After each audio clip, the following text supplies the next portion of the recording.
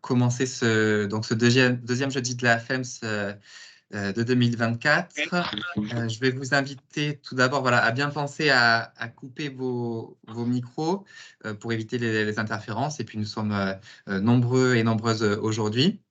Donc je vous rappelle aussi que cet épisode est enregistré puis sera diffusé en replay sur notre chaîne YouTube. Et je vais passer de ce pas la parole à Manuel Moreau qui nous fait le plaisir d'animer ce jeudi de la FEMS et nous l'en remercions. Donc Manuel Moreau, chargé innovation et prospective au musée de Bretagne. Je laisse la parole, Manuel. Eh bien, bonjour à toutes et à tous pour cette matinée sous le signe du jeu au sein des musées. Je vous propose une courte intervention qui s'achèvera par la présentation de nos différentes intervenantes que vous voyez présentes ici sur la caméra. Eh bien, tout simplement, comme vous pouvez le voir, livret-jeu, escape game, dispositifs ludiques en tout genre, la ludification de l'expérience muséale s'inscrit depuis plusieurs années, en fait, déjà au cœur de nos établissements, comme outil d'appropriation culturelle à destination des familles et des jeunes adultes. On peut même dire qu'il est quasiment systématiquement entendu à l'ouverture d'un nouveau musée, d'une nouvelle exposition, que l'on a porté une attention toute particulière à l'interactivité et au caractère ludique de l'expérience de visite. Mais derrière cette phrase-là, finalement, quels sont les objectifs visés ? Finalement, n'a-t-on pas peur de l'ennui des jeunes publics à l'intérieur du musée pour pousser cette intention, notamment dans la communication ? Et finalement, ce matin, l'idée est de savoir un peu quelle en est aujourd'hui la place du musée, la place du jeu, du ludique à l'intérieur du musée. De fait, si le jeu est présent à l'intérieur de nos établissements, c'est que le jeu est présent au cœur de notre société aujourd'hui. Et comme les musées, et notamment écomusées et musées de société, eux sont pleinement inscrits dans la société, c'est bien normal que le jeu y prenne place. Et d'autant plus que finalement, on souhaite, nous professionnels du musée, prendre de plus en plus en considération nos publics et leurs usages. Finalement, leurs usages même hors de l'espace muséal. Et finalement, par le jeu, on souhaite aussi finalement faciliter le lien à nos collections et finalement à nos missions qui sont la valorisation et la conservation de ces collections, de ces récits que nous présentons. Par ailleurs, on n'oublie pas que le jeu, et c'est là sans doute l'un de ses principaux intérêts pour nous, pour la mise en discussion avec les publics, c'est quasiment un langage universel. Qui ne nécessite même pas tout le temps l'usage d'une langue. En l'occurrence, si vous présentez un puzzle dans n'importe quel musée du monde, a priori, les personnes vont pouvoir composer le puzzle sans même parler la langue du pays. J'irai même un peu plus loin, partant de mon expérience. Une fois, j'ai juste mis un Monopoly Bretagne à l'entrée du musée sur une période de vacances. Et là, je me suis retrouvé avec des Indiens en train de jouer au Monopoly Bretagne sans ne pas parler breton. Et pour autant, ils ont joué pendant 1h30.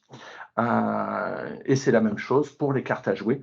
Voilà. Pour autant, on sait bien que chaque jeu a son identité pour peu qu'il ait joué dans tel ou tel pays. Les cartes à jouer en sont un très bon exemple. On peut jouer avec le même jeu de 32 cartes, mais on n'y jouera pas pareil de tel ou tel pays. Je dirais également que quand je disais le jeu inscrit dans la société, on s'aperçoit de plus en plus que notre société est quasiment de plus en plus portée à jouer. Alors, on pourrait même parler quasiment de gamification de la société. Les développements en fait numériques ne sont certainement pas étrangers, mais pour autant, il ne faut pas se limiter qu'au numérique. Et l'émergence de ce phénomène remonte déjà en fait finalement au début du XXe siècle, avec justement l'émergence, le développement d'un certain nombre de jeux, plutôt des jeux de plateau du côté des États-Unis et qui étaient liés finalement à l'argent, le sport. Alors, je ne suis pas obsédé par le Monopoly, mais pour petit rappel, hein, le Monopoly, justement, émerge au début du XXe siècle, je dirais même 1903. On va citer son nom, hein, Elisabeth Magri. Ce n'est pas anodin, puisque voilà, c'est une femme qui a créé ce jeu-là pour parler du sujet de l'argent et des propriétés foncières, et qui avait créé un jeu sans intention commerciale, et qui a été repris après par d'autres sociétés. Mais en tout cas, tout ça pour dire que voilà, le jeu est vraiment présent dans notre société du XXe et du XXIe siècle. Mais finalement, pourquoi on joue au juste? C'est un petit rappel, mais je trouve ça bien avant de parler des musées. On joue avant tout pour le plaisir. On joue aussi, pour la plupart des gens, pour une évasion, en fait, hein, une évasion temporaire de la réalité, mais avec des règles du jeu qui sont finalement rassurantes, un espace dans lequel on peut développer un certain nombre de choses et se libérer des conditions sociales et des conventions, d'où l'intérêt de tous ces jeux de rôle qui se développent de plus en plus. On peut se retrouver général à un endroit, voleur d'un autre, éventuellement meurtrier, si on parle des murder parties, mais sans aucun risque. Il y a aussi finalement la volonté de faire société à travers ces jeux. Et pourquoi pas même des fois créer de nouveaux récits et d'emporter les gens dans un nouveau récit. Pour avancer un peu, pour avoir repris les propos de Daniel Jacobi dans un ouvrage ludique dans l'espace muséal, il rappelle que finalement la vision du jeu au sein de l'espace muséal est double. En fait, est double, voire même parfois un peu contradictoire, puisque d'un autre côté, comme je vous le disais, il est synonyme de loisir, de détente, et puis de l'autre, on en fait un outil privilégié de l'apprentissage de la connaissance. D'ailleurs, si on prend l'exemple juste des livrets-jeux pour les scolaires, c'est intéressant, puisque finalement, les scolaires viennent au musée pour sortir du cadre scolaire, donc en faire un pas de côté pour découvrir, d'où le fait qu'on utilise des leviers du jeu. Mais si on creuse un petit peu plus, on s'aperçoit que la différence n'est pas très forte, pour la simple et bonne raison que maintenant, les enseignants, depuis un certain nombre d'années, utilisent eux-mêmes les mécaniques du jeu présentes dans l'enseignement. D'ailleurs, c'est assez intéressant de voir que, inspiré par les travaux de psychologie de Jean Piaget, le jeu comme moyen essentiel de la construction de l'enfant, c'est un principe qui est largement repris par les praticiens de l'éducation. Enfin, on pense évidemment à Montessori, mais il y en a d'autres également. D'ailleurs, vous connaissez peut-être, pour ceux qui sont intéressés à cette question du jeu, que c'est ce même Piaget qui a inspiré le classement des jeux dans les ludothèques. Et le classement des jeux dans les ludothèques, alors je vais vous montrer rapidement ce classement-là en partageant une diapo. Hop, alors, forcément, c'est en dessous.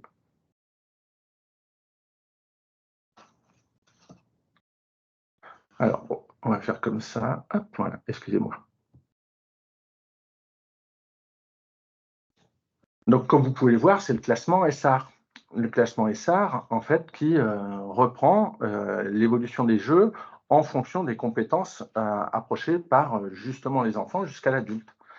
Et vous voyez, de la phase exercice, hein, qui est plus sur l'aspect sensoriel, l'aspect moteur, on va passer à l'aspect symbolique où finalement on invite l'enfant est invité à imiter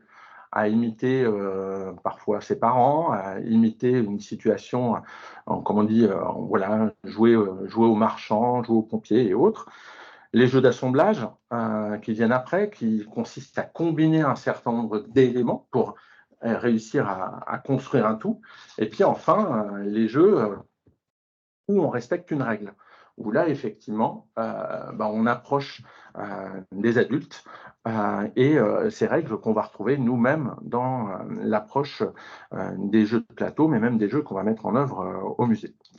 Je dirais, enfin, quasiment pour finir, que finalement, et c'est un petit rappel, dans les musées, le jeu est plus souvent un outil, un levier. Mais finalement, on s'aperçoit qu'il y a très peu d'établissements où le jeu est un objectif en soi. Alors éventuellement, peut-être sauf les musées qui sont dédiés au jeu. Je ne sais pas moi, le musée de la carte à jouer, par exemple. Et d'ailleurs, ça amène tout simplement, le plus souvent, à voir qu'on va réutiliser le jeu au musée en reprenant des exemples de jeux préexistants et des mécaniques existantes. Avec toutefois, et on est face à des professionnels, par exemple, de la médiation aujourd'hui, qui ont l'intention de prendre le bon objectif avec le bon jeu, ou le bon jeu avec le bon objectif. Il ne s'agit pas de faire des livrets-jeux qu'avec des mots croisés, quand bien même il ne s'agirait pas d'accéder à un vocabulaire, par exemple. Et pour les quelques établissements qui poussent le principe jusqu'à vouloir créer un jeu, eh ben, on peut se dire que la matière jeu, en fait, elle n'est pas anodine. C'est quelque chose finalement d'assez complexe. D'assez complexe si on veut véritablement prendre la mécanique du jeu en cours. Et justement, on a notamment Gilles Brugère, un professeur en sciences de l'éducation à Paris 13, qui a défini cette mécanique du jeu. Cette mécanique du jeu, avec ces 5 briques, qui font que si on ne prend pas ces 5 briques, eh ben, on n'est pas véritablement à un jeu. Alors, le second degré, c'est tout simplement de préciser que dans un jeu, on est dans une fiction réelle, c'est-à-dire que le joueur, en fait, s'investit tout en sachant, s'investit comme dans le réel, tout en sachant qu'il est en train de jouer et qu'il fait semblant. Le deuxième, c'est l'adhésion. Bien évidemment, si on n'a pas envie de jouer, il n'y a pas de jeu qui se produit. Ça paraît évident de le dire, mais ce n'est pas anodin dans la mécanique d'approche du jeu. Les règles, on l'abordait tout à l'heure. La frivolité, qu'est-ce qu'on met dans le mot frivolité? C'est que tout simplement, le jeu, c'est provisoire. Il y a un temps de jeu, et dans ce temps de jeu, il n'y a pas besoin de mesurer les risques, en vérité. On est dans un lieu, entre guillemets, sécurisé. Et puis enfin, il y a l'incertitude. Ce qui nous motive à jouer aussi, c'est de ne jamais savoir qui va gagner ou qui va perdre. Et en tout cas, tous ces éléments-là sont intéressants à prendre en considération quand on aborde cette question du jeu au musée. Alors, j'avais promis que je mettais qu'une dizaine de minutes pour laisser rapidement parler nos intervenants. J'ai souhaité vous faire une présentation un peu large du jeu.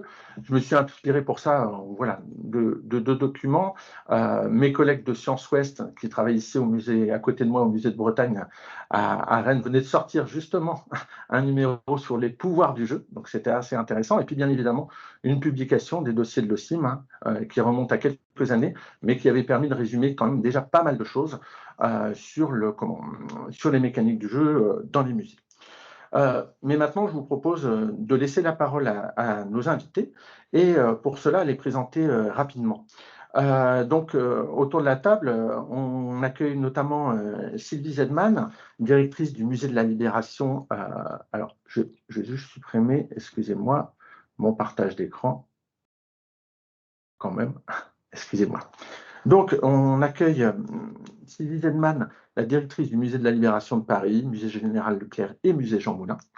Ce qui est intéressant et pourquoi nous la convions, c'est que finalement, notamment depuis 2022, le musée propose un serious game en famille, une offre numérique, ludique et pédagogique sur tablette. Mais en fait, en discutant avec Sylvie, on s'est aperçu que la discussion pouvait aller bien au-delà, puisque l'idée, ça va être avec vous, Sylvie, d'évoquer finalement la place du jeu dans votre stratégie globale de relation au public au sein de votre établissement. Nous échangerons ensuite avec Angeliki Galanaki, chargée des publics, familles, petite enfance et centre de loisirs au MUSEM. Et avec elle, nous parlerons du Fabuleux Terrier, un nouvel, on peut dire, il est encore assez nouveau, nouvel espace ludique dédié aux enfants et en lien avec l'exposition permanente populaire.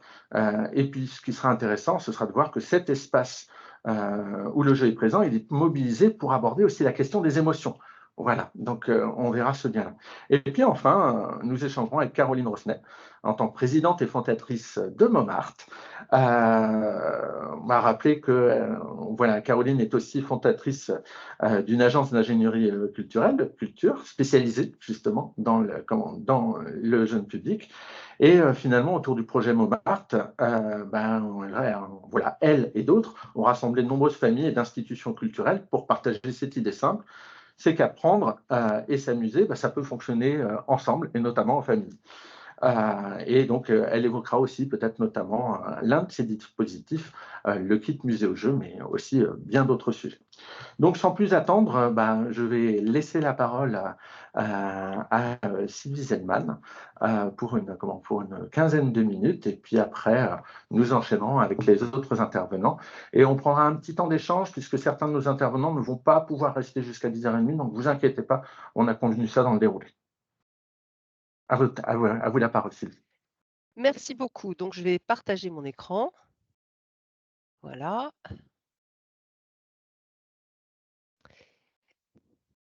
Est-ce que ça marche? C'est bon? Oui, très bien. Allons-y. Allons-y. Bien. Donc, moi, je vais vous parler effectivement d'un musée qui a un nom terrible, Musée de la Libération de Paris, Musée du Général Leclerc, Musée Jean Moulin, et vous parler de la médiation qui est facilitée par le jeu dans ce musée. Vous m'excuserez d'aller très vite, mais 15 minutes, c'est pas beaucoup.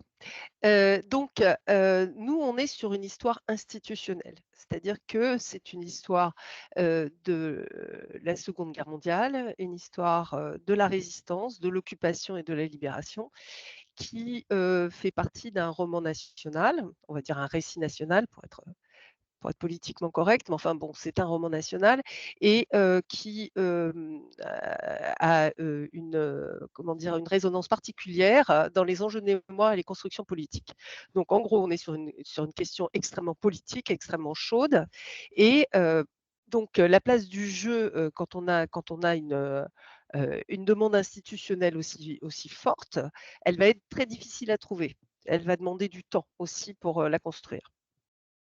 Alors, je vous ai mis une image, d'un lieu très emblématique, c'est le Mont Valérien, pour vous dire tout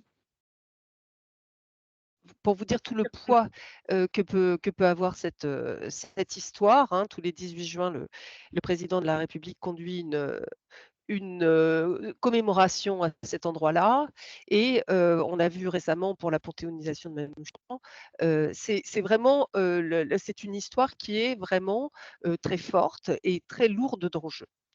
Donc, le musée que je dirige actuellement était autrefois un musée qui se trouvait au-dessus de la gare Montparnasse. Ça peut paraître bizarre, mais c'est comme ça. C'était un musée très rigoureux scientifiquement, très historique, mais comme vous pouvez le voir, avec une présentation qui était une présentation des années 90 et qui faisait preuve de beaucoup de diplomatie aussi, il faut bien le dire, dans la présentation des événements. Il se trouve que au-dessus de la gare Montparnasse, c'est inaccessible, donc la ville de Paris a eu une excellente idée. Hop, on a déménagé. Donc, en 2019, en route vers l'avenir et au-delà, en fait, il s'agissait d'implanter le musée sur la place d'Enfer-Rochereau. Alors, pourquoi la place d'Enfer-Rochereau? Alors, vous voyez où on est actuellement, c'est magnifique, c'est un pavillon, de Claude Nicolas Ledoux qui fait face à celui des Catacombes. Donc c'est le morceau de la place qui s'appelle l'avenue Roltanguy. Donc ça nous fait musée de la Libération de Paris, musée du Général Leclerc, musée Jean Moulin, avenue du colonel Henri Roltanguy. On a tout le monde, d'un point de vue mémoriel, on rassemble tout le monde. Et donc, pourquoi là? C'était donc un bâtiment municipal, car nous sommes un musée municipal qui fait partie de Paris Musée. C'est pas c'est parce qu'il y a sous terre, à 20 mètres sous terre, sans marche, un abri de défense passive qui a été poste de commandement des forces françaises de l'intérieur, c'est-à-dire de la résistance militaire de la région parisienne, pendant la semaine de la libération de Paris et évidemment, on peut, visiter cet abri de défense passive. C'est un musée qui est axé sur l'incarnation. Pour nous, c'est extrêmement important de raconter des histoires de personnes et des histoires d'objets et on intègre ces histoires dans une histoire plus vaste.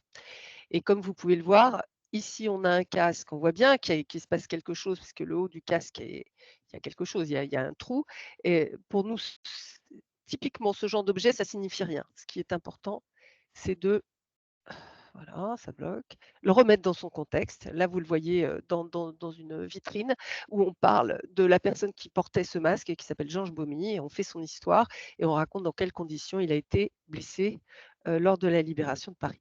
Bon, donc vous avez compris, un musée d'incarnation qui se veut très proche du visiteur pour, raconter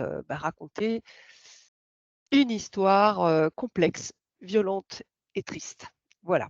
Mais on gagne à la fin, hein, pour l'instant. Enfin, je dis pour l'instant. Donc, le jeu, c'est un outil de médiation avant tout. Heu, pour nous, c'est très important de l'utiliser, parce que, ça nous permet une entrée dans cette histoire qui n'est pas simple C'est une entrée pour des gens qui ne savent pas rentrer par le biais uniquement muséal. Donc on s'adresse à un public plus large. Et pour nous, le cahier des charges était totalement était essentiel dès le début. Pourquoi, pour qui, avec quel budget et quelle pérennité de ces jeux, parce qu'il va falloir quand même évoquer la question du coût. Alors déjà, vous dire une chose, c'est par rapport à notre histoire institutionnelle aujourd'hui.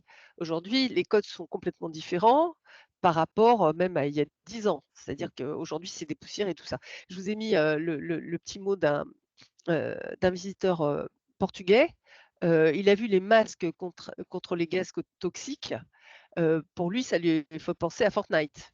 Donc les codes sont différents et ça nous aide beaucoup, à pouvoir proposer donc des choses qui sortent du cadre habituel de la visite institutionnelle. Donc heu dès le départ, avant même l'ouverture du musée, on s'est dit: Il faut penser le parcours et sa médiation». On a pensé déjà à l'abri des forces passives qui est totalement vide. Alors pour certains, ça marche très bien. On a des visiteurs pour lesquels le simple fait d'être dans les pas de Roltanguy, ça marche, vraiment très bien. Mais pour d'autres, il y a rien à voir. Et donc, on s'est dit: «Mais comment est-ce qu'on va pouvoir gérer les 2? Ceux qui veulent garder l'émotion intacte de l'authentique et ceux qui disent: «Bah, je comprends pas où je suis». Donc, on a fait une expérience, HoloLens avec les services, numériques de Paris Musée. On a des créneaux dédiés chaque jour pour cette expérience HoloLens. Alors là, je vais tenter quelque chose de terrible. Je vais quitter le partage et je vais essayer de partager avec vous une vidéo.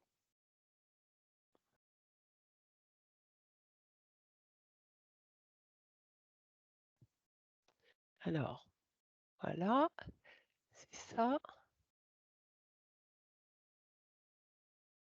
Est-ce que vous voyez la vidéo?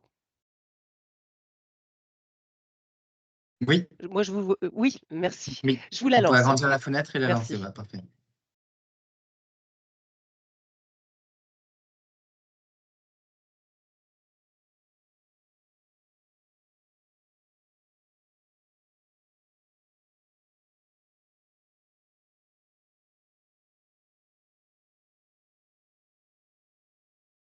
Donc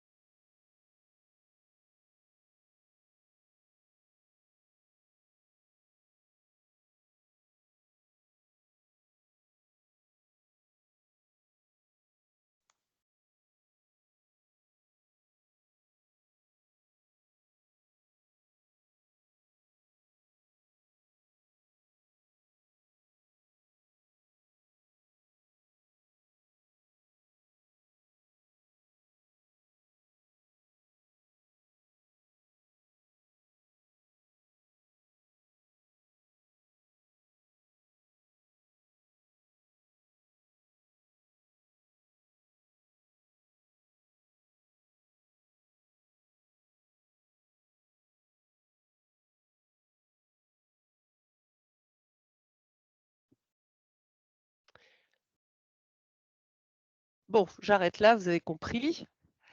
Hem Et je reviens vite à mon PowerPoint. Vous avez compris donc, l'essence du projet. Alors ce qu'on vous dit pas dans cette vidéo, qui est une vidéo Drillcast, une vidéo publicitaire, c'est qu'en fait, ça a demandé énormément de temps de travail historique, pour parvenir à quelque chose de propre. Alors je vous donne un des exemples de retour.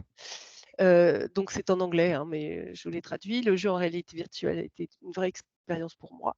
Les gens travaillent en face de moi, me parlent, je ne suis plus un témoin, mais un acteur. Ils sont tous très vivants. Et lorsque j'ai ôté le casque de réalité virtuelle, ils ont disparu. L'abri est vide et silencieux. Mais ces gens restent vivants dans mon cœur, ils me manquent vraiment. Donc bon, sans aller jusque-là quand même, voilà, moi j'aime bien ce genre de petites réactions, ça pète sa mère. Si seulement tous les musées pouvaient être interactifs comme celui-là, ce serait top. Donc ça, c'est chouette. J'aime bien ce genre de réponse. Donc nous, on a pensé aussi le parcours et sa médiation avec une demande de parcours jeune public. Alors c'était très compliqué parce que, comme je vous le dis, c'est un sujet complexe et pas très facile. Et on avait un partenaire très intéressé, les Armateurs, Delphine Maury, qui a fait une série qui s'appelle Les Grandes Vacances. Donc voilà, on a une application qui permet aux visiteurs, et d'ailleurs on le fait aussi avec des médiatrices, de visiter avec les grandes vacances. Et donc, le jeune public est tout à fait au rendez-vous de ce genre de choses. Et là, on a eu en plus une demande du public. Le public nous a demandé une aide à la visite pour découvrir l'abri de défense passive en famille. Donc là, on était embêtés, on avait déjà une activité pour les grands, si je puis dire, plus de 12 ans. Et donc, on a choisi la tablette et ça nous permet de l'inclure dans l'offre scolaire. Donc voilà, il y a Roll-Tanguy et Cécile Roll-Tanguy qui accueillent les enfants et voilà, des images de cette tablette qui permet de jouer, en fait. Et surtout, pour nous, ce qui est très important, c'est que ce jeu permet de découvrir. Voilà. Et donc, le jeu, ça n'est pas qu'une, excusez-moi d'aller si vite, mais bon, le jeu, ça n'est pas une activité digitale. On a expérimenté quelque chose d'autre. Vous pouvez le voir, ces petits bonshommes, hein. C'est en fait un wargame. Et donc, on a fait une journée wargame au musée qui s'est tellement bien passée que finalement, on va rééditer et vous pourrez jouer à Libérer Paris au mois de juin. Parce que le jeu, c'est aussi quelque chose qui engage physiquement, hein. C'est pas seulement le jeu numérique. Et toujours, alors avec ce plaisir de voir que les gens jouent et après ils vont visiter l'exposition pour voir vraiment de quoi ça parle. Et ça, pour nous, ça c'est une réussite. Alors, je termine en disant que, on a réussi à inclure toutes les médiations possibles dans la conception du parcours dès le début. Notre problème, on a pensé le suivi, l'adaptation et surtout la maintenance pour ce qui concerne le digital. Et ça, c'est pas rien, c'est un sacré budget. Ça donne une image moderne. On a des visites d'experts internationaux. C'est vrai que ça donne une belle image du musée. Mais pour nous, on est toujours sur la ligne de crête. Il ne faut pas qu'on offense les porteurs de mémoire. Et ça, c'est quelque chose qu'on rejoue sans arrêt. C'est-à-dire que je passe beaucoup de temps à leur expliquer, à faire de la diplomatie par rapport à ça. Mais dans la mesure où ça s'adresse aux jeunes, finalement, ils sont assez partants. Mais moi, j'y vois un risque quand même. Le risque que le jeu devienne la seule médiation acceptée par les publics et qu'il y ait une déréalisation de notre histoire, de l'histoire qu'on raconte, qui est déjà mise à distance par le fait de mise en muséalité, si je peux dire, c'est pas très joli, mais voilà, nous on raconte une histoire citoyenne, une histoire éducative. Et il faut qu'on fasse très attention à ne pas tomber justement dans quelque chose qu'on sent quand même apparaître et qui est une acceptation des publics moindre des choses qui demandent plus d'efforts et par rapport aux choses qui sont, je dirais, plus faciles comme le jeu. Voilà, j'ai tenu le temps et je vous en remercie. Merci pour votre attention. Merci beaucoup, Sylvie. Alors, vous inquiétez pas, cher public, on fait un peu rapide pour relaisser après un temps de discussion, parce que j'imagine bien que vous avez un certain nombre de questions sur les dispositifs et la stratégie globale mise en œuvre par les équipes de Sylvie. Je propose voilà, d'enchaîner maintenant avec Angélique Galanaki sur finalement un autre volet de la prise en compte du jeu avec finalement un espace dédié, mais aussi d'autres objectifs, même si, vous voyez, on a parlé des émotions tout à l'heure, donc on voit que les pans ne sont pas forcément très loin. À vous la parole, Angélique. Merci, bonjour à tous et à toutes. Donc, je vais partager le PowerPoint que j'ai préparé. Comme ça, on va pouvoir regarder ensemble. Voilà.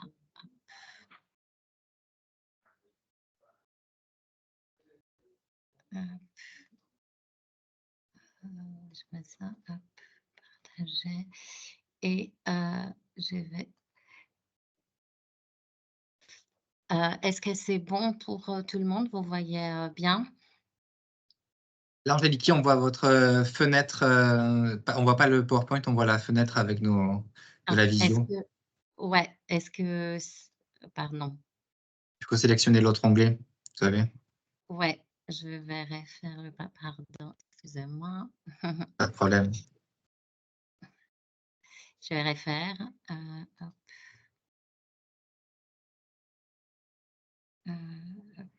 sélectionner notre onglet, hop.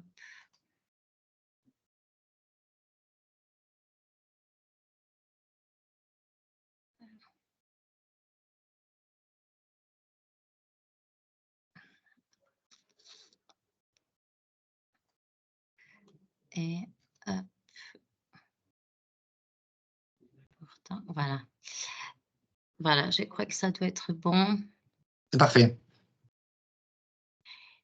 Heu voilà, je vais vous présenter effectivement, pour, les nouveaux espaces, comme, l'a dit Manuel tout à l'heure du musée qui a, Espace Jeunesse qui a ouvert ses portes, donc au public au mois de décembre. Cet espace s'appelle le Fabuleux Terrier, et il est lié à une de nos expositions, la nouvelle exposition, semi-permanente qui s'appelle Populaire, qui a vocation de durer, 5 ans. C'est, donc une exposition qui est composée, de 1 200 objets, de nos collections, des collections du musée qui sont, beaucoup issus, pour ceux qui connaissent un peu aussi le MUSEM, vraiment de la grande collection du Musée des arts et traditions populaires. Donc on a des objets, qui sont vraiment, des objets du quotidien, je dirais, collectés, beaucoup, à travers des enquêtes collectes qui ont été faites il y a longtemps et présentent aussi beaucoup, beaucoup ce qu'on appelle des objets du quotidien, des objets qui peuvent aussi être très familiers au public et notamment qui parlent beaucoup à certaines générations. L'idée, c'était donc pour nous et pour les musées, de présenter ces collections. C'est la première fois qu'on le fait dans cette densité-là ici au musée. Et nous avons toujours, nous, un espace jeunesse depuis donc 10 ans. Là, c'est le troisième renouvellement qui, en fait, est lié à cette exposition et l'objectif effectivement de ces espaces jeunesse sont d'introduire le public, les jeunes publics, dans ce qui sont les collections du musée. Une introduction plus adaptée, plus ludique et plus douce. Et effectivement, pour ces troisième espace, donc les Fables terriers dont je vous en parlerai un peu plus en détail, nous avons choisi aussi les fils du jeu comme un fil, en fait, on peut aussi un médium de médiation qui nous paraissait assez intéressant. L'espace donc, comme je vous disais, est destiné aux enfants de 5 à 11 ans. Vous voyez un peu un aperçu de la scénographie de cet espace qui a été donc, qui a fait en fait l'objet d'un marché et de plusieurs lots. Nous avons confié en fait la réalisation, la conception et la réalisation donc à une société des designers et des fabricants, donc c'est Jeunes Sardines et les Martiens, qui nous ont donc accompagnés à ces projets. Et les concepts qu'on a mis donc en place avec eux est assez simple. Donc les petits lapins que vous voyez donc sur l'écran est un objet qui est présenté dans les collections, dans la première section, qui qu'on a nommé Phil, du nom de l'artisan qui l'a créé. Donc, c'est un ivoire, un tout petit lapin de 9 centimètres en ivoire. Donc, Phil est le héros de ses parcours et Phil, en fait, est le gardien des collections. Phil était a vécu et surveillé les objets dans nos réserves, dans le centre de conservation et des ressources du musée où sont conservés tous nos objets. Phil était donc habité dans ces réserves, il s'est faufilé par sa petite taille partout. Et les jours où on a décidé de déménager une partie de cette collection ici au musée, donc au MUSEM, Phil a décidé d'accompagner ces objets qui affectionne parfaitement. Et donc, lors de ces déménagements, il s'est en fait provoqué un petit accident. Phil a en fait cassé sa patte. Donc, c'était une bonne manière d'expliquer aux enfants pourquoi effectivement cette petite statuette se présente comme ça. Et également, il lui est arrivé un deuxième effet secondaire qui est un peu plus grave. Il a perdu en fait les émotions qu'il pouvait sentir face aux objets. L'idée était grâce à une sorte au jeu et une sorte de chasse aux émotions qu'on a mis en place, de pouvoir retrouver en fait, aider Phil à retrouver les 8 émotions, qu'il a donc perdues à travers donc, les fabulets terriers qu'il a installés, les indices qu'il nous a laissés. Cet espace, il est vraiment, au rez-de-chaussée du musée comme l'exposition permanente à quelques mètres, donc il y a une vraie proximité. Et les enfants, et c'est pour ça aussi, je le répète aussi, ça a été dit aussi par Manuel avant, les jeux n'est pas un objectif en soi, mais c'est un objectif pour découvrir aussi les objets et les œuvres du musée. Et donc, c'est comme ça que je l'ai utilisé aussi dans cet espace. Et à travers cet espace et à partir de cet espace, les enfants sont aussi invités ensuite d'aller visiter la collection permanente, l'exposition populaire donc. Mais ici, ils vont pouvoir, grâce aux 8 jeux qu'on propose, donc il y a 8 jeux qui correspondent aux 8 sections de l'exposition, qui correspondent à 8 émotions qu'on va pouvoir découvrir. Et je vais vous donner un petit aperçu très rapidement de ces jeux-là. Donc là, vous avez une vue générale de l'espace avec un jeu qui s'appelle l'étagère pour faire un peu les liens avec ce qui est les cabinets des curiosités, avec des objets de matière végétale ou animale qu'on présente dans la première section de l'exposition. Vous avez un jeu qui s'appelle La Fenêtre, qui est une sorte de théâtre d'ombre qui nous permet de faire les liens avec la section sculpture du musée auquel on présente beaucoup d'objets comme des masques ou de sujets des manèges, etc. On a également un jeu qui s'appelle La Table, qui nous permet aussi de faire les liens avec la section de la céramique, auquel on va voir beaucoup d'objets, des assiettes de plats, etc. Et on va ici pouvoir aussi, grâce au jeu, avoir des expériences aussi un peu plus sensorielles. On a un jeu, vous voyez une boîte, une malle avec un puzzle, donc la boîte à souvenirs qui nous permet de parler de la section du verre dans lequel on présente des objets liés en fait aux souvenirs, objets en verre liés aux souvenirs ou à la mémoire de personnes qui sont parties, comme par exemple on a des couronnes mortuaires, etc. Donc ici, voilà, on a également lié tous ces jeux à cette section. J'ai oublié un peu de vous faire appel, enfin, de vous détailler un peu les émotions. Donc, l'étagère et les cabinets de curiosité, c'est la première émotion, c'est la curiosité. La fenêtre, ça va être la peur.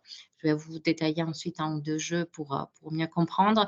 La table, ça va être les dégoûts. Et la boîte à souvenirs, c'est l'émotion de la tristesse qu'on va pouvoir évoquer.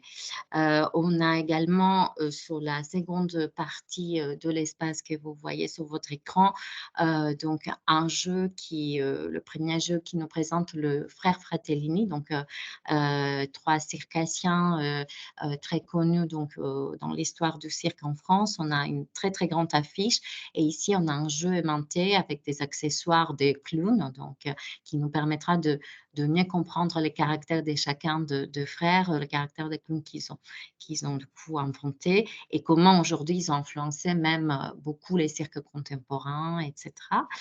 C'est effectivement l'émotion de la joie qu'on va évoquer. Au fond, on voit ce qu'on appelle les lits, qui est un jeu, donc en lien avec la section de la mode et on présente notamment un grand costume d'un magicien qui s'appelait Yanko. Célie est une scène, puisque les enfants, en fait, si je peux dire, peuvent glisser sur cette scène-là et nous faire 2-3 numéros de ce fameux magicien Yanko, dont les costumes est à découvrir à l'intérieur de l'exposition. Et un autre jeu que vous voyez, c'est le jeu de le tableau à clé, donc qui fait les liens avec la section du métal, dans lequel on présente beaucoup d'objets qui ont été faits en métal, bien sûr, mais qui ont effectivement un usage parfois étrange. Et l'idée, c'était de faire un jeu où on va pouvoir ici, avec les enfants, découvrir quel est l'usage de certains objets qui est donc un peu difficile. On a par exemple une sorte de maquette de la Tour Eiffel et c'est vrai que tous les visiteurs, la première réaction, c'est de dire: «Ah mais c'est une vraie maquette de la Tour Eiffel». Or, c'est une cage à oiseaux et grâce à ces jeux-là avec, voilà les clés, on ouvre les différentes, portes du placard et on arrive à trouver donc des indices à quoi ces objets pouvaient servir. Voilà, je vous ai donné un aperçu très, très rapide de ces jeux-là et donc de la médiation humaine qui vient accompagner ces jeux-là. Et autant le mécanisme peut être quelque chose du jeu qui est très, très facile pour les enfants à comprendre, autant la médiation humaine va venir en fait enrichir l'expérience de la médiation et du jeu avec aussi voilà, des informations qui peuvent être assez intéressantes pour les enfants. Pour vous donner par exemple des exemples concrets sur les jeux de la fenêtre. Donc on est sur la section sculpture dans lesquelles on voit un très grand sujet de manège enfin, sujet un lion en fait, sur lequel les enfants montaient d'autrefois pour faire un tour de manège. On voit beaucoup des masques de carnaval qui ont été donc utilisés lors de différentes fêtes des carnavals et parades des carnavals. Et on a décidé donc de travailler donc sur l'émotion de la peur à travers d'un jeu qui est le théâtre d'ombre.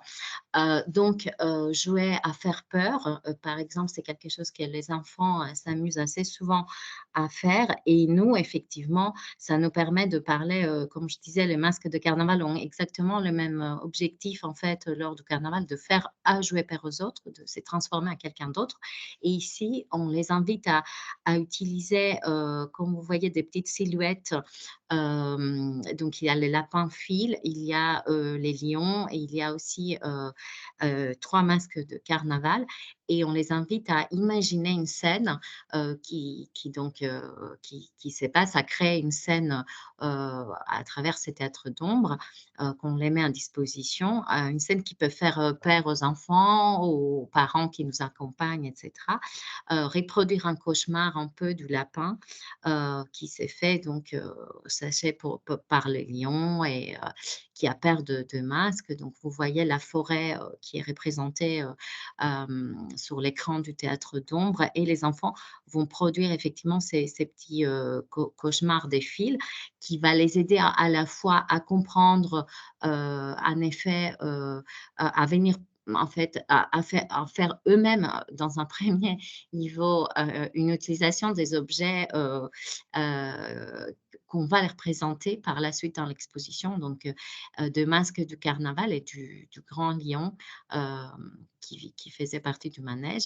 Et donc à imaginer une histoire en fait avec ces objets, imaginer une histoire et faire ressentir une émotion qui est celle aussi qu'on pouvait ressentir un peu lors, par exemple, lors de l'utilisation de ces masques de carnaval qui pouvaient faire peur justement aux participants de fêtes carnavalesques. Voici donc un deuxième exemple qui est donc sur le célèbre trio Fratellini.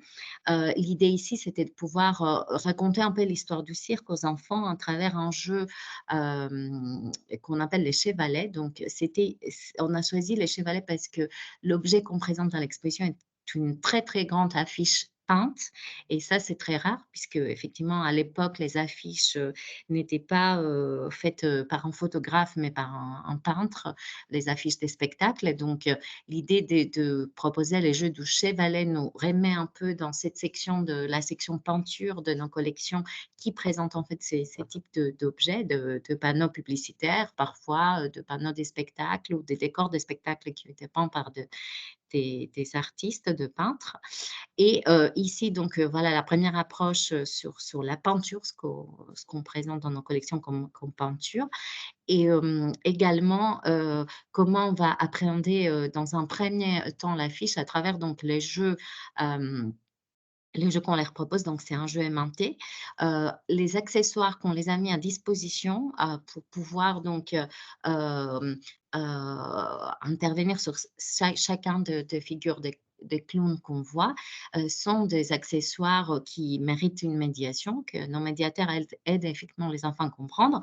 Je vous donne par exemple l'exemple du nez rouge qu'on met à disposition aux enfants qui vont beaucoup utiliser pour les clowns, qui est un accessoire indispensable des clowns et aujourd'hui, qui du coup a été inventé par un des 3 clowns qu'on voit ici, c'est lui qui est tout en bas, qui était le clown Auguste. Et effectivement, grâce au jeu, on va pouvoir expliquer effectivement l'invention du nez rouge par un de frères Fratellini, et que par la suite, dans l'histoire du cirque en France, mais partout d'ailleurs, mondialement, cet accessoire-là est un indispensable, en effet, je dirais même de la définition du clown.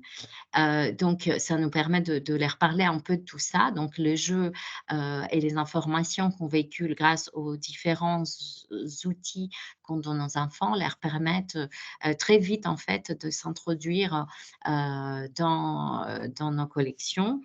Et comme je vous disais, par la suite, le parcours ne se termine pas dans cet espace enfant et aux 8 jeux qu'ils ont fait les enfants, mais continue avec un outil donc qui est une sorte d'audio guide pour enfants. On l'appelle l'AudioPen.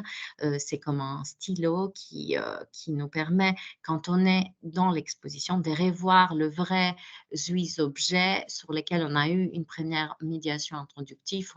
On a pu découvrir de manière ludique et amusante. Et on va continuer donc avec justement un parcours sonore dans l'exposition. Il y a des petits pictos de lapin à côté de chacun des objets. Les enfants donc les déclenchent avec les audioguides, les AudioPen, et ils écoutent donc Phil qui raconte les objets, et au fil et à mesure, bien évidemment, on retrouve les émotions que Phil ressentait face à chacun de ces objets-là. Pour vous donner une toute petite aussi idée de ce que ça correspond, effectivement, les jeux continuent aussi dans l'exposition, dans ces parcours un peu de la chasse aux émotions, comme je vous disais.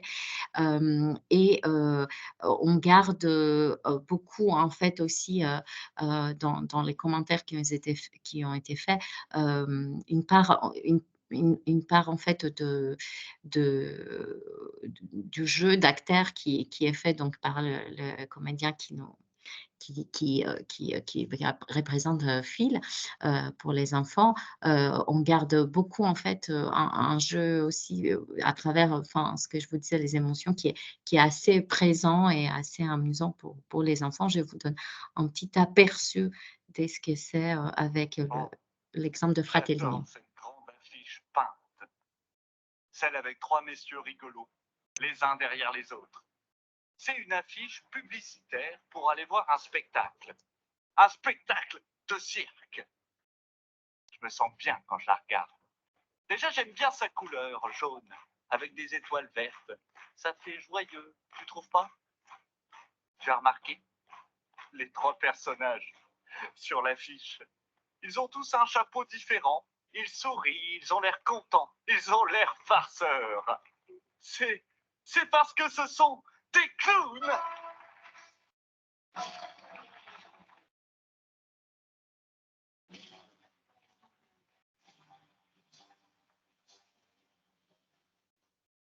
Merci. Ah, je sais pas. Voilà, j'ai coupé les. J'adore cette grande affiche Pardon. peinte. Voilà, c'était pour vous montrer également que le parcours Dior ensuite reprend en fait c'est ce que les enfants ont découvert dans les jeux, dans l'espace enfant, et en fait on essaye maintenant de rendre ces parcours sonores très immersifs, donc d'être vraiment par exemple dans les cirques pour l'exemple que je viens de vous donner avec les bruitages et tous les jeux de voix aussi du comédien, etc. Voilà. Merci Angélique. On a pris un tout petit peu de retard, mais on savait que c'était un petit peu Oui. de jeu parce que chacun a envie de Désolée. découvrir les dispositifs. Mais comme je sais que vous êtes retenu par d'autres engagements derrière, je pense on a une bonne dizaine de minutes devant nous avant de reprendre après, relaisser la parole à Caroline. Mais peut-être tout à chacun, si vous avez des questions à poser à Angélique ou Sylvie. Alors, il y en a déjà quelques-unes qui sont apparues dans le fil de discussion. Une question qui revient toujours, tout professionnel de musée que nous sommes et porteur de projet, il y a une question sur les coûts, c'est-à-dire, voilà, grosso modo, voilà, à combien revient l'installation de cette exposition, et je dirais que la même réflexion pourrait revenir effectivement en direction du musée de la Résistance sur le musée de la Libération, pardon, sur le dispositif de Serious Game, mais peut-être puis-je laisser la parole au public s'il y a des questions en direct. N'hésitez pas à lever la main.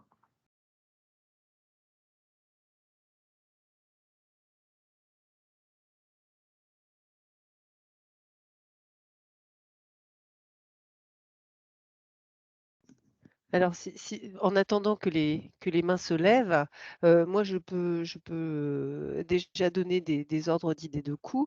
Donc, je vous ai dit que le musée de la Libération de Paris, musée du Général Leclerc, musée Jean Moulin, fait partie de Paris Musée. Donc, on a une enveloppe qui est assez importante sur le numérique, qui est un axe de développement de Paris Musée. Et donc, le jeu sur tablette a été particulièrement onéreux parce que notre cahier des charges était extrêmement ambitieux, et donc on est sur des coûts de l'ordre de 100 000 €.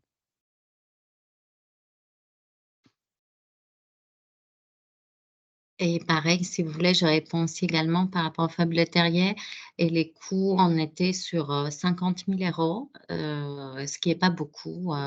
Et comme je vous dis, c'est le 3e renouvellement de l'espace enfant.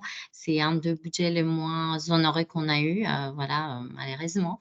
Mais on a pu quand même faire pas mal de choses, comme vous l'avez aussi vu. Et effectivement, je rajoute que derrière, on a un coût aussi de maintenance qui est aussi important. Ça a été aussi dit, enfin voilà, c'est des choses qu'il faut prendre en compte dans les budgets des années à venir. Budget de maintenance, que ça soit de la maintenance préventive ou évolutive, ou même corrective, puisque comme je vous disais, on vient d'inaugurer nous le mois de décembre. Donc on a encore quelques petites choses à voir. Donc il y a aussi un petit budget en 2024 qui est lié à la maintenance de ces projets.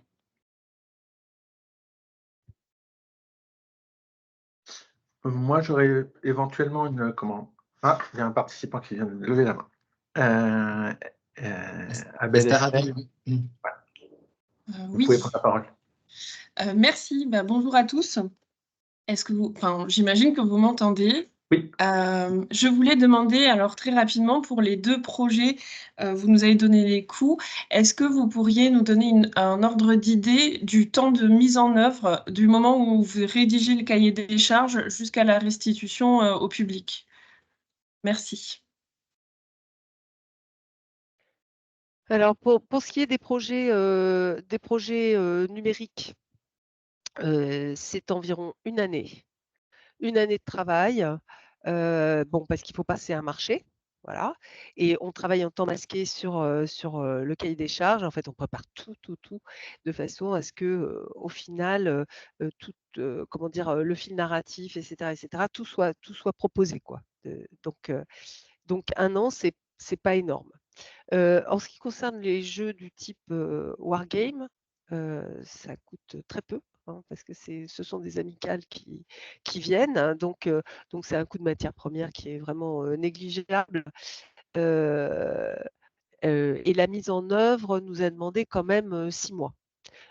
Parce qu'il a fallu fournir des photographies, et cetera, beaucoup de matériaux pour que l'amicale de Wargame puisse recréer un espace maquette et des petits soldats, et cetera, qui soit compatible historiquement avec le récit qu'on voulait porter.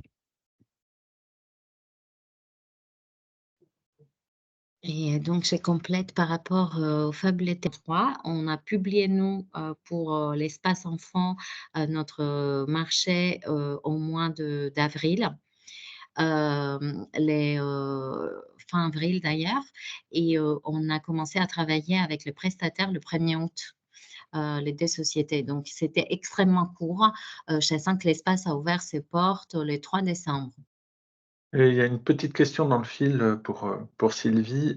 C'était aussi la question du coût de la réalité. Alors, la réalité mixte, en fait. Là, j'ai beaucoup moins d'éléments parce que, en fait, là, j'ai pas suivi le dossier administratif et financier. Donc je n'ai pas d'éléments, mais en fait, je pense que, ce qui est, alors les casques sont très chers, hein, ça c'est sûr, mais l'élément qui est le plus onéreux finalement, c'est la maintenance. C'est pour ça que j'invite toujours les gens à penser sur le long terme, en fait le moyen terme, parce que ce sont des objets et des médiations qui se démodent assez vite. Donc il faut vraiment réfléchir à cette course à l'échalote aussi, il faut faire attention à ça. Et là pour le coup, on a changé les casques déjà une fois, et on a un coût de maintenance qui est assez important. Mais là pour le coup, j'ai pas les chiffres. Pour avoir expérimenté la même chose ici au Champ Libre et au Musée de Bretagne, on sait ce que ça veut dire, puisque on avait été dans des projets d'innovation sur les HoloLens, et une exposition ouverte, les casques véritablement n'ont fonctionné qu'un mois après. Donc voilà, on s'en souvient bien au sein des Champs Libres. Juste, je fais attention au temps, mais je rappellerai, là, on a parlé, par exemple, des dispositifs numériques. C'est vrai que quand on les englobe dans une question budgétaire, la question budgétaire est importante. Il ne faut pas oublier tout de même qu'au moins depuis une dizaine d'années, finalement, ils répondent à pas mal d'engagements en termes d'appel à projet. C'est-à-dire que parfois, le coût peut être déporté sur une entreprise. Ça nous est arrivé au Musée de Bretagne avec un jeu porté dans le cadre de l'appel à projet Services numériques innovants en 2012. Et en fait, on n'a pas porté le coût du projet, mais c'est l'entreprise privée qui a porté tout le coût. Mais ce que ça veut dire derrière, et ça c'est intéressant, c'est que l'entreprise privée, et en l'occurrence ça s'appelait des Mystères de Rennes, a porté tout le projet, on a porté les contenus, on a échangé sur le récit qu'on voulait derrière ce jeu, qui était un jeu transmédia, qui s'activait à travers un site web, mais aussi sur Facebook, et qui permettait de découvrir le patrimoine de Rennes. De fait, ce qui a été intéressant dans l'échange, c'est que nous, on avait un objectif muséal et eux, ils avaient un objectif de vente, de vente du dispositif pour d'autres musées et d'autres sites après. Et ils avaient une grosse intention en termes de jouabilité du dispositif. C'est-à-dire que ça nous a beaucoup appris en fait sur qu'est-ce qui fait que les gens vont avoir envie de jouer. Mais pour autant, ça a donné lieu aussi à de nombreux débats sur l'objectif pour nous qui était la découverte du patrimoine rennais. Et notamment les échanges concernant le résultat de cet appel à projet. Quand c'est une entreprise qui veut jouer le rôle de bac à sable avec le musée, enfin en tout cas que le musée soit un bac à sable, soyez bien vigilants dans le lancement de la démarche que les résultats, l'évaluation du projet soit bien partagée à la fin. Parce qu'on a eu ce problème-là un petit peu avec cette entreprise qui ne voulait pas tout partager dans la mesure où elle recommercialisait le dispositif par la suite. Ce qui est légitime, mais en tout cas, quand on s'engage sur ce type de projet, c'est quand même intéressant à considérer. Il est 10h05. Avez-vous encore, peut-être, avant de laisser la parole à Caroline, d'autres questions spécifiques à Angéliki et Sylvie? Après, on pourra aussi échanger entre nous par la suite sur vos propres projets. Alors Manuel, on a une question dans le chat d'une personne qui n'a pas accès à son micro, qui demande le temps de visite en moyenne pour chaque approche. Nous, on a opté pour des visites d'environ 15-20 minutes. Mais ça veut dire un créneau plus large, hein, parce qu'il faut, sur le numérique, il faut former les gens. C'est-à-dire leur dire le mode d'emploi. Même, vous pouvez faire des choses les plus intuitives possibles. On a besoin d'une médiation humaine pour, parce que ce qui semble intuitif ne l'est jamais pour tout le monde.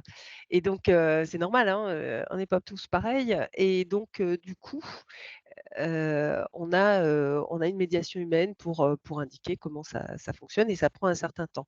Donc, je préfère parler de 30 minutes, sachant qu'on est sur 20 minutes d'expérience réelle.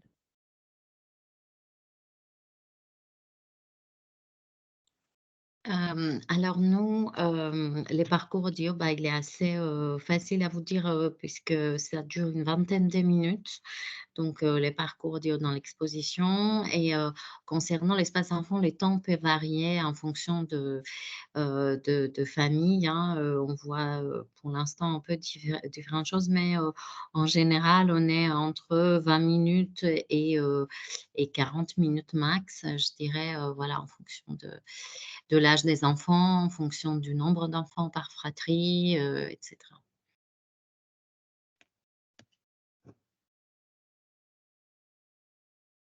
Eh bien, merci à Sylvie et Angéliki. On va pouvoir. Alors, vous pouvez rester tant que vous pouvez rester avec nous. Vous êtes toujours les bienvenus, mais vous allez pouvoir répondre à vos engagements. Et je pense que voilà, si tout à chacun a d'autres questions à leur poser, n'hésitez pas à revenir vers elle. Nous transmettrons les liens. On va laisser maintenant la parole à Caroline. Qui va évoquer avec nous le projet Montmartre qui a déjà quelques années et qui connaît un certain succès s'il en est. Donc Caroline, je te laisse la parole. Alors bonjour à toutes et à tous. Est-ce que vous voyez bien déjà l'écran? Oui, on le voit bien, pas tout à fait en mode présentation. On voit le mode PowerPoint, mais pas en mode présentation. Pourtant, je l'ai activé. Mais on lit très bien, donc il n'y a pas de souci. Alors, je te remercie, Manuel, et toute l'équipe de l'organisation de la FEMS pour l'invitation autour du thème du jeu au musée. Alors, en tant que professionnels du musée et de la médiation, nous sommes tous très conscients de l'importance du jeu comme moteur d'apprentissage et de la découverte au musée. Alors, même si je pense qu'il faut que je réduise vraiment ma présentation, avant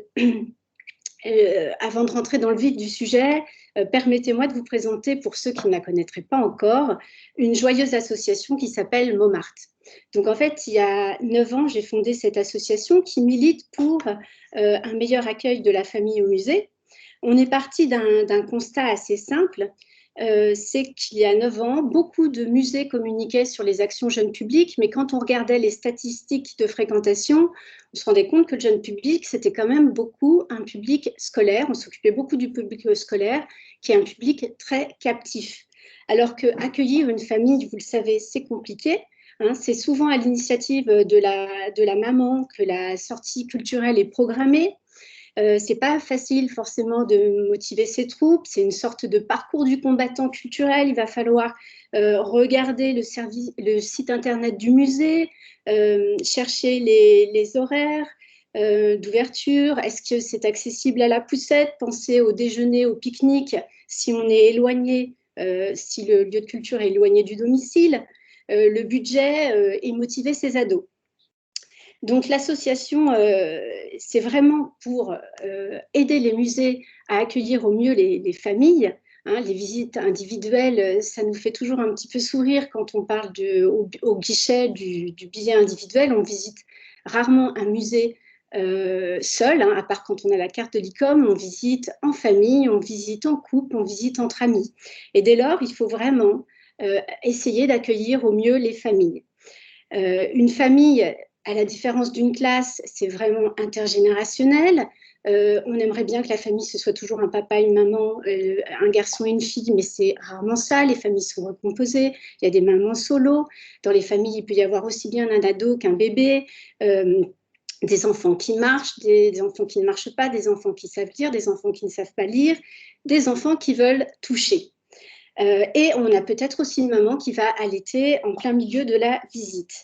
Alors, les musées, est-ce qu'ils sont vraiment accueillants de nos jours pour les familles? Bon, on a vu, si on fait le parallèle avec les médiathèques, des bibliothèques classiques devenir des médiathèques, avec des bibliothèques classiques qui maintenant allient des services numériques, des coins cosy pour lire, un distributeur de boissons, un haut-parleur qui va inviter à une animation ou à une lecture. Pour tout le monde, il est devenu assez naturel et agréable de fréquenter les médiathèques, qui sont des lieux ouverts où les enfants, les grands-parents, les étudiants vont librement et ensemble. Il y a même des assistantes maternelles qui vont dans les médiathèques comme elles iraient au parc ou au square. Alors, qu'en est-il dans les musées aujourd'hui en France? Est-ce qu'ils sont devenus des lieux de vie et des terrains de jeu où tout le monde se sent à l'aise? Avec l'association Montmartre, on croit que l'accessibilité au musée ne passe pas forcément que par l'école et que la famille, la parentalité peut être un autre mode de démocratisation culturelle.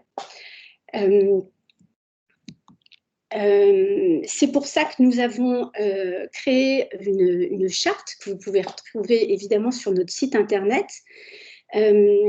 qui présente les points qui sont très importants pour accueillir les familles au musée.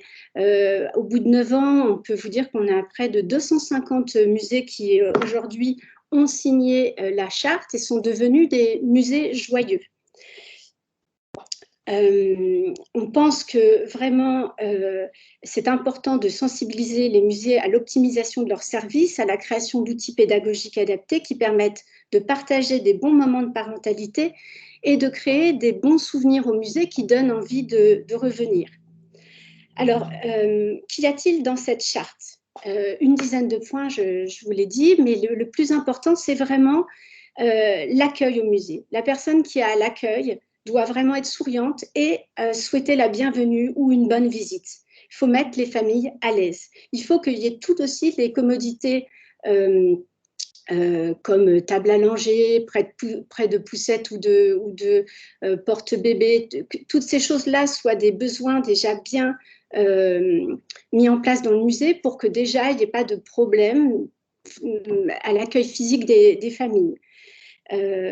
Donc le sourire est primordial. Ensuite, il faut que la personne à l'accueil du musée, évidemment, indique toutes les commodités pour les familles, éventuellement les espaces de restauration quand il y en a, ou des espaces pour faire une pause et se détendre. Elle doit aussi proposer évidemment toutes les activités culturelles à faire au musée et les outils qui sont à disposition en autonomie. On ne vient pas forcément dans un musée pour faire une activité spécifique à un moment donné. On peut aussi avoir envie de venir en autonomie. Donc, le deuxième point le plus important de la charte concerne vraiment l'accessibilité au savoir et à la connaissance. Le musée doit être un terrain de découverte, de jeu, d'exploration, vraiment un terrain de jeu adapté aux enfants et aux familles. Et pour ça, le musée doit proposer des parcours de qualité accessibles aux ados, aux enfants, aux adultes, aux bébés, avec des cartels de différents niveaux de lecture, mais penser aussi aux enfants non lecteurs, des outils pédagogiques et ludiques spécialement conçus à l'attention des familles, on l'a dit, des livrets-jeux, des parcours numériques, des sacs d'activités, bref, du matériel pour manipuler et pour jouer. Pour compléter notre charte, nous avons écrit les 10 droits du petit visiteur, traduits dans de nombreuses langues, illustrés par Dominique Le Bagousse, qui sont vraiment affichés à l'entrée du musée pour décomplexer la visite au musée. Sébastien Machin, directeur du Muséum de Bourges, a souhaité adapter les 10 droits du petit visiteur aux visiteurs de muséum, mais on peut adapter évidemment ces 10 droits du petit visiteur à toutes les typologies de musées. C'est évidemment un clin d'œil aux 10 droits du lecteur de Pénac. Donc, je vais les reprendre brièvement. Donc, on a le droit de visiter à son rythme, ce qui est très important, le droit d'avoir une œuvre préférée, le droit de fermer les yeux, hein, on peut avoir peur, on peut ne pas avoir envie de regarder certaines œuvres, le droit de s'asseoir, le droit de copier, d'imiter, de bouger au musée, le droit de se poser des questions. Le musée n'est pas l'endroit du silence.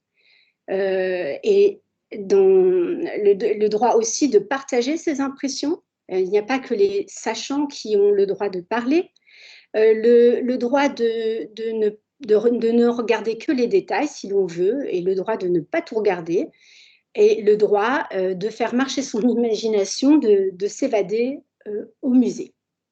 Alors, toujours dans ces bonnes pratiques, les bénévoles de l'association ont créé sur notre site internet, que je vous recommande vivement, un guide de survie au musée pour aider les parents à conduire les enfants au musée, les bébés et les ados.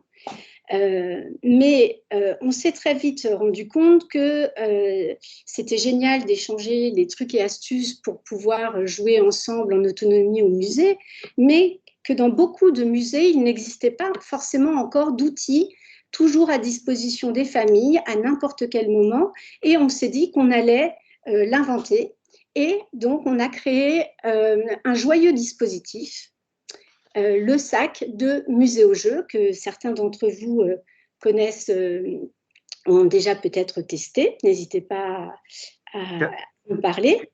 Caroline, je me permets juste, je suis désolé de t'interrompre, on va transmettre les liens, mais ta présentation ne défile pas en même temps. Ah. Est-ce que juste la possibilité de peut-être relancer le partage là, pour éventuellement arriver au... là, on a t'es resté à la deuxième page. C'est bien. Oui, voilà. Ah bah ça y est, ça s'est activé. Pourtant, je suis pas en mode présentation. Désolée, alors ça devait être pas très très vivant. Non, mais on va repartager dans la mesure où le site internet est très bien fait. On va pouvoir repartager, mais je voulais, comme tu passes au kit. Alors du coup, là, est-ce que ça vous convient comme présentation? Alors là, t'en es au 9, il n'a pas enclenché sur les musées au jeu là. Alors, j'ai pas du tout la même que vous, c'est très curieux, je n'explique pas le phénomène.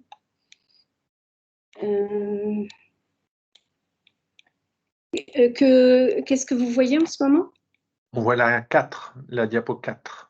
D'accord, donc la 5, la 6, je fais défiler les 10 droits du petit visiteur. Voilà.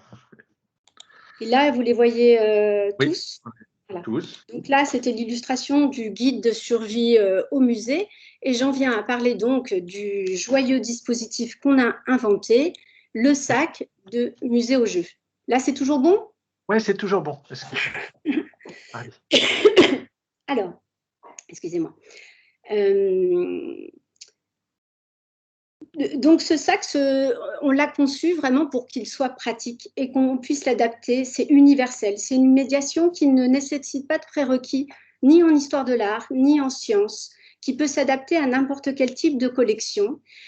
On le trouve à l'entrée à l'accueil du musée. Les familles le prennent librement. Il est conçu avec dans le sac du matériel qui va permettre vraiment de jouer avec toutes les familles, puisqu'il y a des jeux qui s'adressent plus aux adolescents et d'autres plus aux bébés. Mais l'idée, c'est vraiment de créer du lien, de jouer ensemble, de découvrir ensemble les collections, de créer du lien avec les collections, mais aussi de créer du lien et des fous rires dans la famille. On n'est pas sur une médiation sachante, avec du contenu sur les œuvres, mais plutôt une stimulation pour découvrir les collections.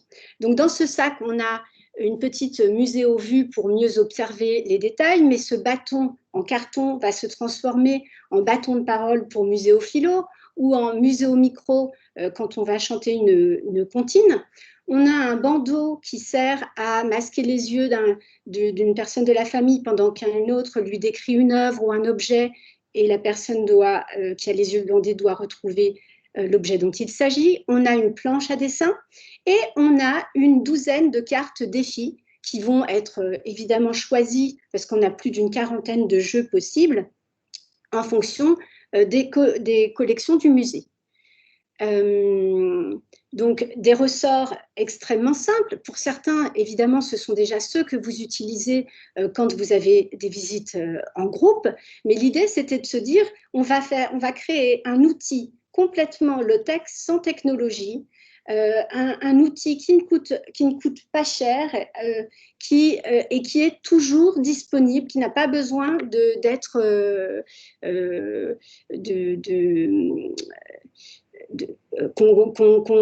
quelque chose qui est toujours disponible en autonomie pour les familles.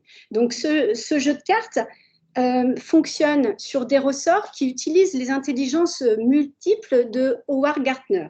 C'est vrai que quand on est dans une visite où un guide conférencier, un médiateur va exposer des choses sur les collections aux élèves, on est dans une posture qui va utiliser souvent la linguistique, la logico-mathématique, quelque chose qui est beaucoup utilisé aussi en classe. Là, on va pouvoir se permettre d'utiliser… Vous voyez bien l'écran là? J'ai peur maintenant. Vous voyez bien l'écran? Oui, ça marche bien. Qui va utiliser vraiment toutes les intelligences multiples d'Howard Gardner. Par exemple, tout ce qui est kinesthésique avec muséomime, on va imiter la posture d'une sculpture ou d'un tableau. Tout ce qui est audio, musical, rythmique avec les muséochansons ou les muséocontines. On est vraiment dans utiliser des ressorts qui vont stimuler les émotions et les sensations vis-à-vis des collections. Voilà, on est vraiment sur des bienfaits pour la famille avec les muséojeux. Alors, le mieux, et j'espère que ça va vraiment fonctionner, c'est que je vous fasse découvrir le Louvre-Lens au travers du jeu du muséomime. Alors, c'est parti. Vous avez le son? C'est bon. Vous êtes-vous déjà amusé au musée?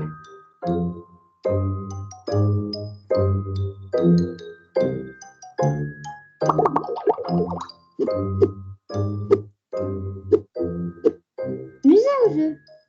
Les musées au jeu sont de super défis à faire en famille. Défi numéro 1. Musée au musée. Au musée, on peut bouger. Imite une sculpture ou un tableau.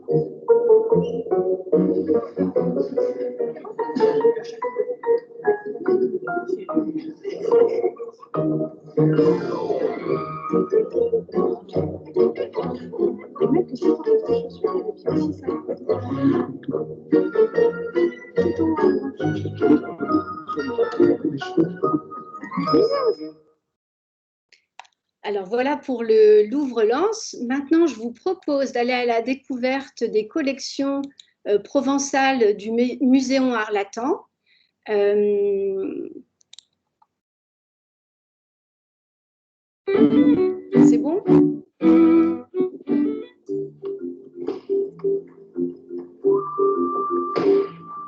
On cherche une fougasse. Que le là-bas.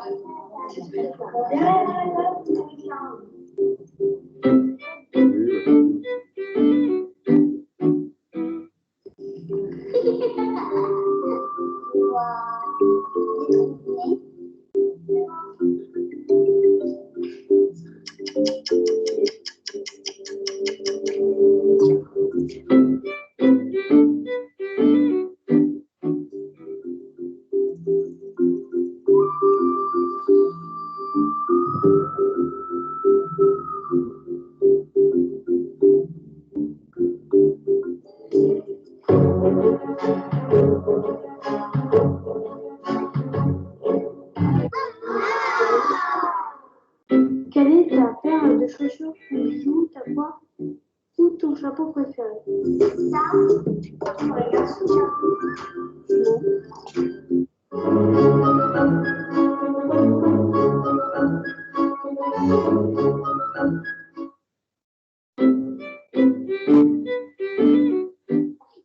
il pleut bergère, qui garde les moutons, voilà. C'est trop bien.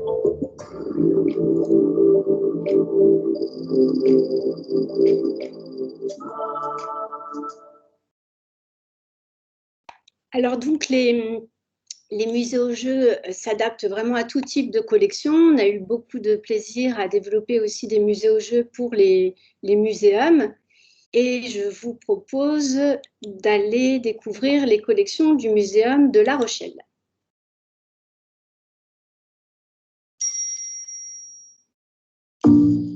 Choisissez dans le bac une ou des peluches qui correspondent à un ou des animaux présents dans la salle. Montrez la peluche à l'enfant et retrouvez ensemble l'animal correspondant.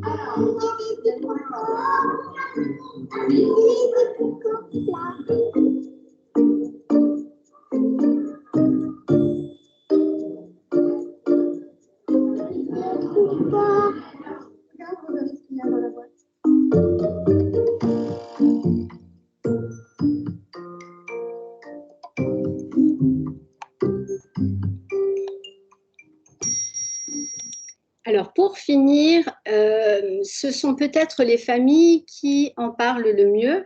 Donc je vous propose de les écouter. l'animal, le même animal dans les vitrines? Parce qu'on adore le tout. Et donc, vous faisiez des câlins à toutes les folies. Vous avez pris quoi comme goût? Le dauphin. J'ai pas trouvé tout de suite Bernard Larrette. C'était quand même en son nom, il se voyait facilement. C'était vraiment rigolo. Je crois que tout le monde y a trouvé ça. Au dessin. Ton préféré, c'était les dessins? Et tu as dessiné quoi? C'était à dessiner, mais j'ai eu le temps de faire qu'un seul dessin.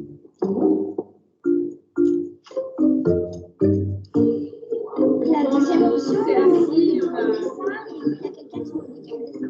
Au bout d'un moment, quand elle a fait les piquants sur la tête,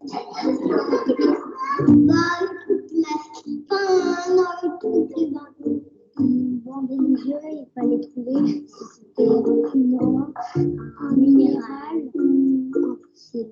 Le jeu avec le bandeau aussi? Oui, il y avait une autre personne qui devait choisir là et me dire qu'il avait sur lui. Après, c'est la personne qui avait le bandeau, elle l'enlève et avec les indices qu'elle a eu, elle doit retrouver ce que la.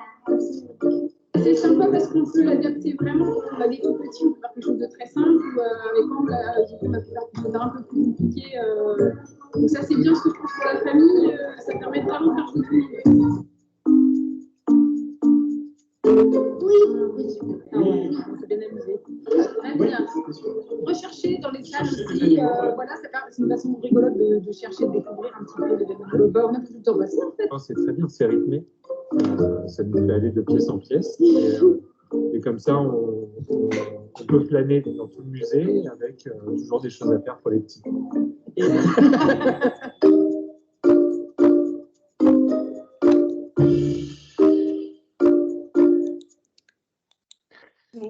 Donc voilà, vous voyez ces joyeux échanges autour des musées aux jeux.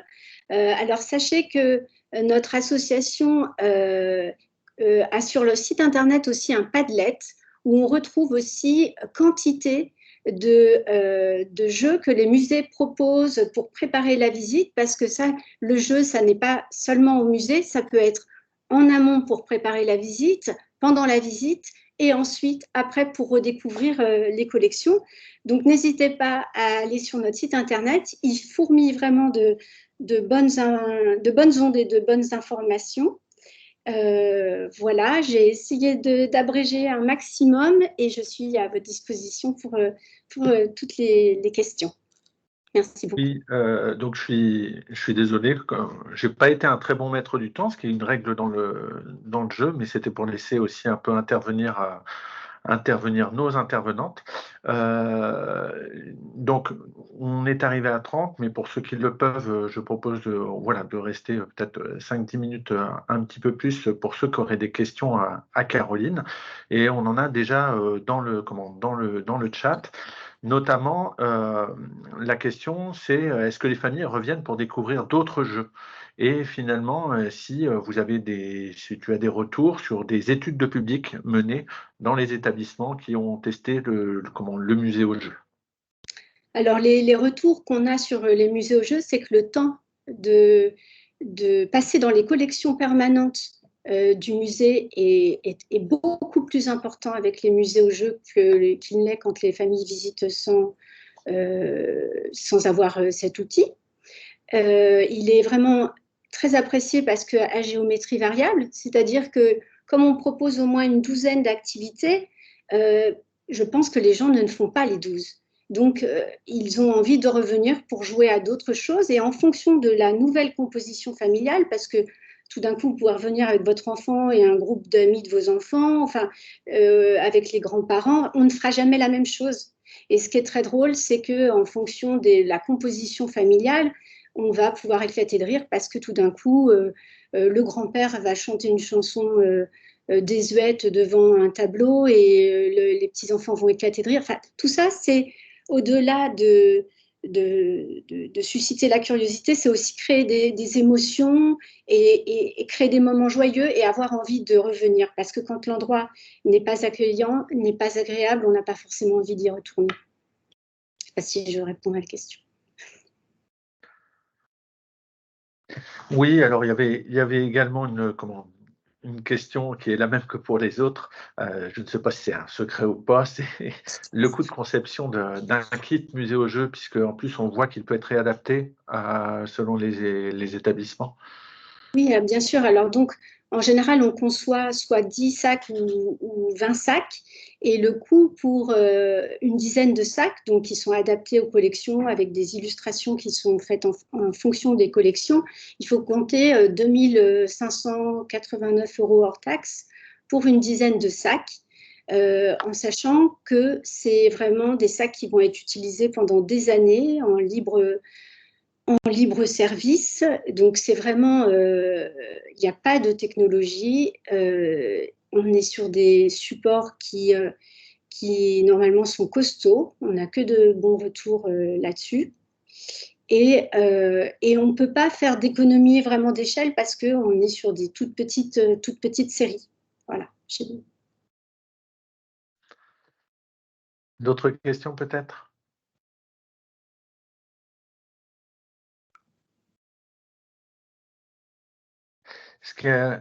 Alors, on a choisi, dans le cadre de ces rencontres, d'aborder le jeu. Vous l'avez vu, on est resté quand même un peu plus sur le volet famille. De fait, on s'est posé la question à la préparation de ce rendez-vous-là, en se disant que la thématique du jeu mériterait finalement d'être déclinée en plusieurs jeudis de la FEMS. Puisque notamment on n'a pas eu tellement l'occasion d'aborder la question des escape games ou des murder parties qui ont effectivement beaucoup de succès aussi dans un certain nombre de lieux. Nous-mêmes au musée de Bretagne, on en a accueilli pendant 4 ans avec des étudiants qui menaient eux-mêmes ce projet-là. Et ça nous a apporté beaucoup de satisfaction, mais aussi l'incapacité parfois par le musée et ses équipes elles-mêmes à porter ce type de dispositifs qui sont très engageants matériellement parlant. On le voit bien d'ailleurs, certains musées comme le musée d'Aquitaine, en fait, passent par un prestataire privé pour animer ces temps-là.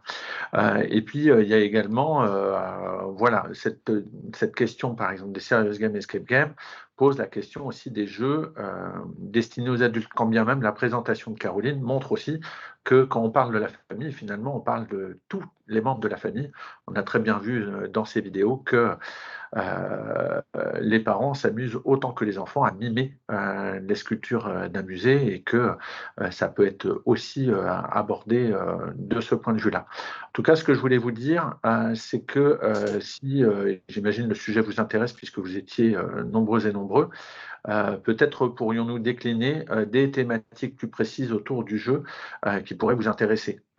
Et dans ces cas-là, voilà, préciser dans le chat ou dans les échanges avec la FEMS et François, voilà, de vous reproposer de nouveaux rendez-vous sur ces axes-là. D'ailleurs, pour les escape games, on voit que certains dans le fil partagent leur expérience, et notamment le temps de préparation. Ici, c'est le musée de la chemiserie d'Argenton sur Creuse, mais de très très bons retours du public. D'autres questions peut-être? Ou finalement la présentation de nos intervenantes était très éclairante et vont vous donner le goût d'aller plus loin et d'aller à leur rencontre.